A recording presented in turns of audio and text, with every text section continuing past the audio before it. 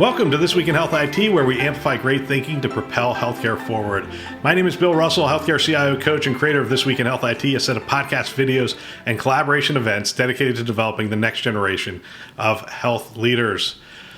Well, we have a special request here. The programming team at This Week in Health IT would like to highlight solutions that deliver hard dollar savings to healthcare in under 12 months. This is in direct response to comments we're hearing on the show, as well as comments I'm hearing in my consulting practice. Before you drop me an email, I need solutions that have successful client stories. I receive about 10 emails a week from companies that want to highlight their product on the show. And my first question is always, put me in touch with a reference client. And amazingly, about 90% of those requests fall away, which I find really interesting. We want to see what kind of response we get from you guys, and then we will determine how we're going to, get this integrated into our programming and get it out there. So, send in your responses. Bill at thisweekinhealthit.com. Love to hear from you. Love to hear what you guys are doing that is showing hard dollar savings, real money savings for healthcare. This episode and every episode since we started the COVID-19 series has been sponsored by Sirius Healthcare. They reached out to me to see how we might partner during this time, and that's how we've been able to produce daily shows. It's just a special thanks to Sirius for supporting the show's efforts during the crisis. Now, on to today's show. This morning, we're joined by Nassar Nizami, the CIO for Jefferson Health. Good morning, Nassar, and welcome to the show. Good morning, Bill. Good to be back. Yeah, I'm looking forward to the conversation. Thanks for taking the time. I know this remains an extremely busy time for everyone at Jefferson. It was a busy time before COVID at Jefferson. I can only imagine what it's like right now. You're absolutely right. We were extremely busy before COVID with the number of capital-intensive initiatives, number of operational improvement initiatives and so forth. Obviously, for us within IT, Epic implementation or expansion was one of them, but there were many other. And just COVID hit us in March, and we had to drop pretty much everything. And for the last 3 months, we have been very focused on everything related to COVID, and just now we are coming out of it barely. Yeah. What are some of the things your team was able to do? Give us an idea of how you experienced COVID, so far from about the March timeframe to now. Yeah, I mean, it's been a roller coaster ride, and just an experience that is incredibly unique. So we obviously we are adjacent to New York, right? So we're in Pennsylvania, the Philadelphia area. So we were closely monitoring what's happening in New York, but the things escalated very quickly in New York, and certainly, even in Pennsylvania. We are a university and a hospital, as you know. We're an academic medical center and a university. Start like second week in March, within 2 days notice, we went online learning, and we are not known for online education. I mean, just to give you an idea, prior to COVID, we had over 50 sessions that were online. Now we are running some 2,700 plus sessions that are online. And within a week, the next big thing that happened was work from home for all our corporate departments, roughly 5,000 people. And again, Jefferson is a very much on-prem, face-to-face organization. We had, remote work, very limited remote work. And we were fortunate, and some due to our preparation, some due to luck, we were able to redirect our infrastructure earmarked for Epic and really move within 4 or 5 days everyone remotely. I'll happy to talk about experience, which has been just phenomenal. I mean, in terms of that. And since then, significant time my team has spent supporting that. In parallel, obviously, on the clinical side of things, telehealth took off. And again, just an incredible story. So Jefferson was a leader in telehealth going into COVID situation. Our leaders, Jefferson is known for telehealth, but we saw 70 times increase. We are now doing more than 3,500 visits a day, right? Which is just incredible. increase, and literally every week we were seeing 203 every day. Sorry, 300 new patient visits on telehealth. And that continued through April. So I would say that through March and April, it was an exponential increase on everything digital tools like Zoom, Microsoft Teams, telehealth, online learning, working from home. In May is when we started seeing basically, what I'm going to call is not, just a rhythm. Folks knew what to do. We are still what Pennsylvania considers in a yellow zone. So our COVID numbers are still high. We expect to be in green zone in probably 2 or 3 weeks. So we're not out of it, but certainly things have stabilized. Yeah, it's you guys have so many digital initiatives. So you weren't caught flat-footed by any imagination, but the gains in telehealth are pretty amazing. Digital, remote patient monitoring, chatbots. I mean, there's so many things that people have put in to combat the pandemic and to improve communication. How do you think those things? I mean, those things have been accelerated. Do you think those things will be integrated into our post-pandemic work models? I think so. Look, I mean, digital is the right word, I think, for technology folks, technology leader. I mean, future is digital. And I'm hearing this not from CIOs, but CFOs and CEOs, everyone. And this is not just healthcare, this is beyond healthcare.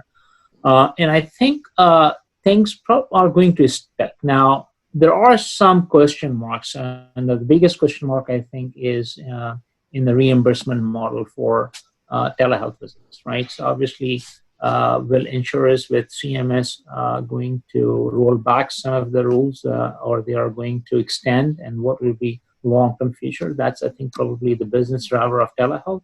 But I think the big win or silver lining out of this pandemic is the cultural shift, both on the provider side and the patient side. And the providers who have used were pleasantly surprised by the technology and just the processes and so forth. And I have to say the processes are still evolving. Same thing on the patient side. I mean, initially we saw a large number of technical issues, that poor connections, app not working, etc. But over time, as our patients are, using technology, they're overcoming and they're finding that it works. Technology works. Same things can be said for things like Zoom. We were piloting remote patient monitoring way before COVID, but now the adoption, I think, is going to just increase in that. Same thing is true for online learning. I don't expect to go back to the same levels in any of the areas that I mentioned: telehealth, online learning, remote work. As a matter of fact, we are now considering a pretty significant number of folks to be perhaps permanently working from home, right? A lot of changes, I think, are going to happen. I think we saw an exponential increase. It's not going to be back to pre-COVID levels. It's going to be somewhere in between, and there are a number of factors that will decide where we land. Do you? I don't think I've ever asked you this. So, do you have a peer who's over the medical school, the education side, or are you over both the education and the healthcare side? I'm over both sides. You're over both sides. Well, this, it's interesting because I just finished an interview with Dr. Mike Pfeffer, who's the CIO for the medical school and the medical center down at UCLA, and we were just talking about how this is a fundamental shift in the two areas. Probably it's going to be the biggest shift is education and medical as well. The three things we've always talked about, it's there was a regulatory burden, there's the cultural change that needed to happen, and then there's the financials around telehealth, which really kept it sort of at bay or kept it from really growing. All those things were taken away for a period of time. Mm-hmm. But the regulatory will probably snap back in terms of practicing across state lines. The cultural will never snap back. Everyone's experienced it, right? So now the patients and the providers have experienced it. But then there's the funding, and we do have to figure out a way to take care of the funding to continue it. But generally, if we can figure out those things, do you suspect that? I mean, we are going to see telehealth, remote patient monitoring become much more integrated into all of care, and that it would start to be taught. We would start to teach at the medical school different practices based on that technology. Absolutely, I think this is the future. We are already talking what we call Jefferson at home. So it's much more than a telehealth program. It's about taking care of patients at home, not just chronic care, but also acute care. I mean, so we really need to stretch the boundaries of what we have done up until now. Just by telehealth. Telehealth is just what you and I are doing, right? I mean, in a very, very basic term, a video call essentially, and it has to be much more than that. Telehealth has to be integrated into EMRs and other technologies. It has to be integrated with remote patient monitoring, and as I said, the processes and protocols around it. And you actually mentioned a very important thing: the way we are taught, where clinicians are taught, where students, medical students are taught. And I think that there is in the future there will be a specific, I think. I don't know to what extent, but certainly, courses and training for our providers to provide care virtually. It's already happening. There are protocols being developed now as we speak. But in the future, absolutely, this is the future. It's not going away. And frankly, I think that the demand from consumers or patients, right, is going to be such. Certainly in the short term, because COVID is not gone, right? I mean, it's still here. We don't have a vaccine. We don't have any treatment. So in the near future, for us to provide care and for our patients to get care in a safe environment, all the things that we have been discussing in terms of digital, that will be critical. I mean, there is no need for if we can take if a patient can take vitals, weight, temperature, and even beyond that, right? Enter or provide automatic in real time, via real time, and just talk to a physician. Like I have had a couple of instances just during this where I was able to leverage telehealth, and it just works. Unless you have to show up in the hospital, it just works. So I think it's here to stay. So Nassar, how have you experienced work from home, and what do you anticipate the future to be for the health system? Do you expect work from home models to continue after post-COVID? That's an interesting question that we are dealing with. So I'll answer you in two parts. First of all, I never had doubt that IT can work from home, like pre-COVID, right? I mean, except for probably what I would say 20 to 30% of our workforce that provide on-site support, like desktop, mobile folks, our biomed team. Nature of their work is such that's not possible. Remote is not possible. Rest of the teams, our analysts, EMR analysts, our financial analysts, our analytics team, good portion of our security team, etc., they can all work virtually. I mean, even COVID or no COVID. I think what COVID changed is that our entire corporate, so anyone who could work from home, which is our HR, whether finance, our revenue cycle, our seamless access, marketing department, IT, these are the departments that went remote. I'm talking about healthcare side of things, right? Certainly in the university, everyone is, for the most part, remote. And that, I think the change is very important because the reason, at least I was not a proponent of remote work just in IT is because of cultural reasons, right? If you're supporting a department and that department is all in a conference room, IT to be on the phone, just one person to be on the phone just doesn't work, right?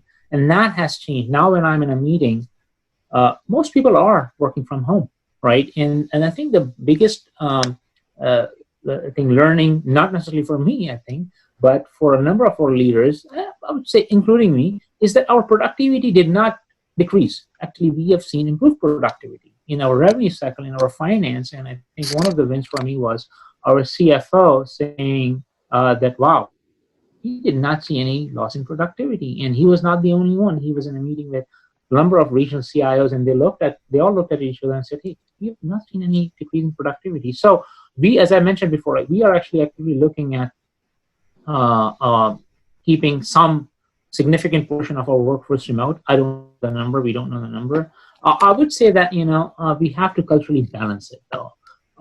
For instance, we still have providers, and we'll continue to have providers and clinicians who are going to show up at the hospital. And I think from at least IT perspective, it's going to be a balance. If the teams that we are supporting are going to show up in the hospital, then how do we balance the remote work, which we know we can do and we can do productively, right? I mean, is there going to be a cultural disconnect or not? Those are the things that we are grappling with. Certainly right now, like immediately safety is first, right? We're going to do everything to keep our workforce safe and secure. That's absolutely so number one, that trumps everything.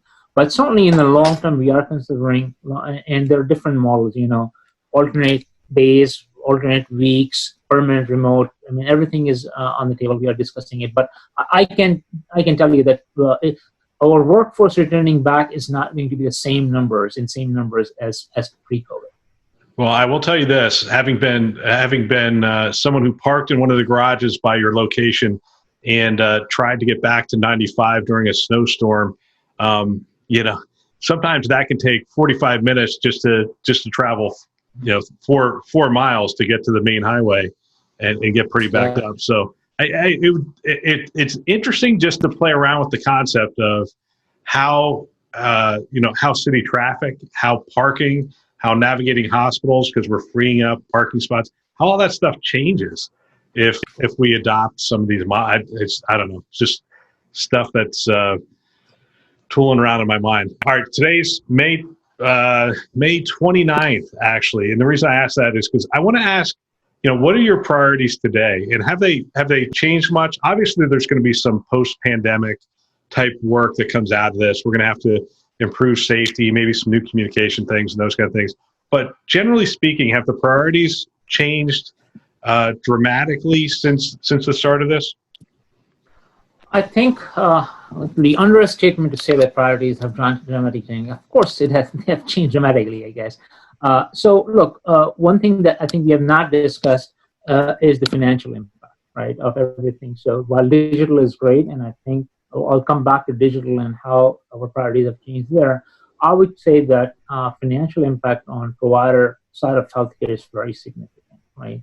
So as a result, I expect significant scaling back of capital-intensive initiatives, so including both on operating side and capital side of things. So what that essentially means is, for at least Jefferson, and us, we have been in this implementation mode, EMR, ERP, student information system, PACS, you name it, for the last 4 or 5 years. And frankly, our mindset for the next 12 to 18 months is going to be more of an optimization, operational excellence improvement than implementation. That's just one thing.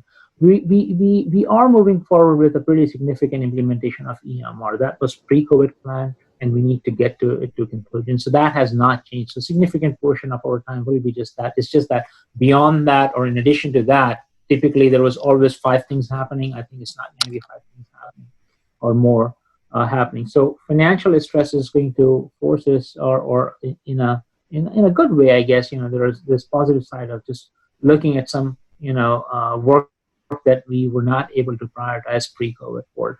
Secondly, the 3 things in terms of digital that I have mentioned is online for us, the telehealth work, and remote work. So in near future, I think remote work will resolve in the next few months. Policies, and I say remote work as digital, but really I consider it as an HR, first and foremost, an HR initiative, and that's how Jefferson is tackling it. Our HR is leading, and we are partnering with our HR to make sure that we are coming with the right policies, procedures, and certainly supporting technologies for that. But in the next six months or so, I think end of this calendar year, I think we will be in a good place for remote work position. But then everything that has to do with digitally, how do we help our clinicians, with perhaps pre-registering? I mentioned Jefferson at Home. That is picking up already at Jefferson.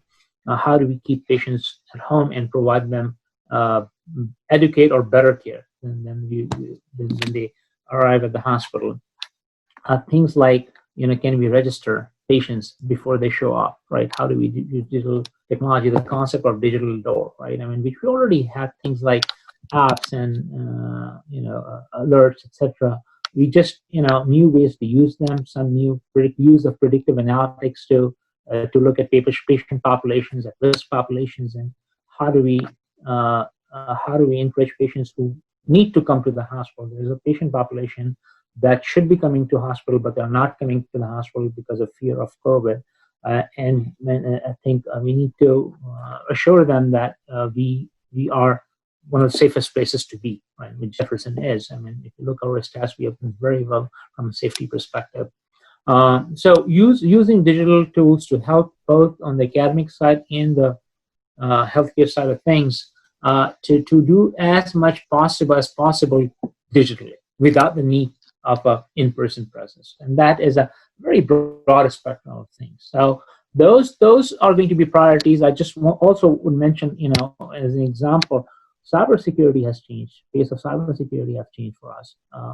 It was always important pre-COVID. It's still important, but within cybersecurity domain, you look at the initiatives that have changed. We never have this much remote folks, remote users. So our priorities on endpoint protection, in remote access, the way we collect log information, everything changes within cybersecurity, right? So I think the impact is profound. Our priorities in one word: digital. Yeah. So let's talk about that a little bit. So you have, we have to restore people's trust in coming back to the hospitals. We told them not to come to. It's interesting. We're the one who told them not to come to the ER, but now we're doing those initiatives around the city, around our regions to reassure them. We have procedures. We're testing patients. We're testing our staff. We're monitoring. We're doing just a ton of things. I'm curious. What are you doing anything from a health IT standpoint with regard to a potential second surge? So you guys will go from yellow to green here shortly, and I know there's a lot of people that are concerned about a second surge potentially in the fall or something to that effect.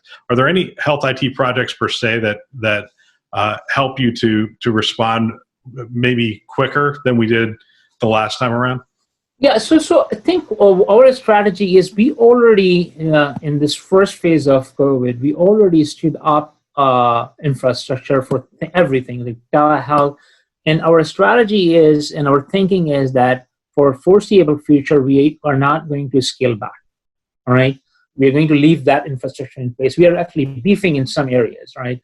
Because again, remote work was great when we did, initially everyone wanted remote work, but then things like second monitor, things like better connectivity at home, etc. I need a phone, I need some other equipment came, and we are all now working towards providing, from a technology perspective, what are the policies and software, hardware that is needed.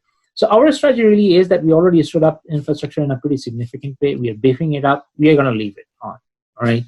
And frankly, in our case, we had to redirect from other projects to support COVID-related activities, and they will the equipment and infrastructure that we borrowed is going to be long-term borrowing, I guess. So there's not significant, at least from a health IT perspective, initiatives that we are undertaking at this point. I'm sure that as time passes, as fall comes near, I think we will be more and more focused on that time frame on this. All right, last question. What do you consider the greatest learning so far? Look, I think the greatest learning for me is that that we are an incredibly resilient organization. Okay, I'm incredibly proud to be working at Jefferson. We used to call ourselves 200-year-old startup, and I think we proved it to ourselves. The decision making from senior leadership to really an analyst level have been incredibly agile. People have been just making decisions and implementing things at a pace that was unthinkable before COVID. I mean, just no concept that you would be able to do things at this pace. And really with our we improve lives. Every decision that we have made, literally in every meeting that I've been, we said, hey, we improve life. We do the right thing, and we think differently. I mean, our guiding principles of our mission have really guided us. But I'm incredibly impressed by the folks, my colleagues, the folks who I work for, who I serve, my team, by their agility, by their resilience, by their integrity, and just the drive to serve the community. I mean, not just something that we have to somehow, Jefferson has to figure out a way of preserving that. That's just been an incredible experience. As difficult as the experience have been, just being around the folks, I'm just fortunate to call them colleagues. It's just been amazing. Fantastic. Nassar, thank you again for taking the time. I really appreciate it. Always good to catch up with you. Well, thank you.